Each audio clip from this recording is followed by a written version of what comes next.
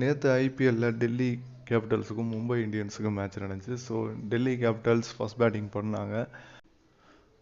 Jack Fraser மேக்குர்க் அவர் செம்ம batting பண்ணார். எல்லா பாலையும் அடிக்கிறாரு.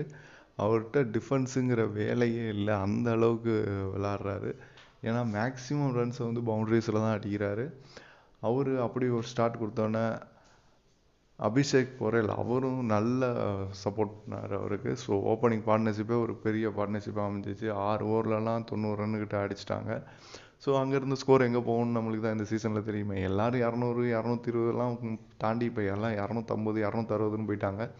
நேற்றுக்கு டெல்லியும் அதே மாதிரி தான் அடிச்சிருக்காங்க. 257 ரன் அடித்தாங்க. ஸோ 258 மும்பை இந்தியன்ஸுக்கு டார்கெட்டாக வச்சாங்க. லேட்டராக ரிஷப் பண்ட் அண்டு கடைசியில் ட்ரிஸ்டன் ஸ்டப்ஸு எல்லாருமே சூப்பராக விளாண்டாங்க. மேட்சை ஃபினிஷ் பண்ணி கொடுத்தாங்க. அதுவும் ட்ரிஸ்டன் ஸ்டப்ஸ்லாம் பார்த்தீங்கன்னா கடைசியிலலாம் வேற மாதிரி விளாண்டாரு. மும்பை இந்தியன்ஸ்ட பவுலிங்கே இல்லை அப்படின்னு தான் சொல்லணும். லூக் வுட் இருந்தார். ஜஸ்பிரீத் பும்ரா தவிர யாருமே ஒழுங்காக போடல. பியூஷ் சாவ்லா நல்லா போட்டார். ஸோ இவங்க 2 பேர்த்த தவிர யாரும் நல்லா போடல.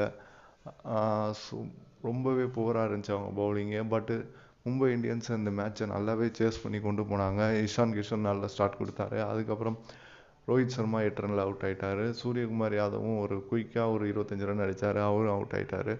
அதுக்கப்புறம் பார்த்தீங்கன்னா திலக் வர்மா வந்தார். செம்மையான இன்னிங்ஸ் விளாண்டார். 68 ரன்னுக்கு மேலே அடித்தார். ஸோ அவருக்கு பார்ட்னர்ஷிப் கொடுக்க யாரும் இல்லை. அங்கே எதிரில் விக்கெட் போய்கிட்டே இருந்துச்சு.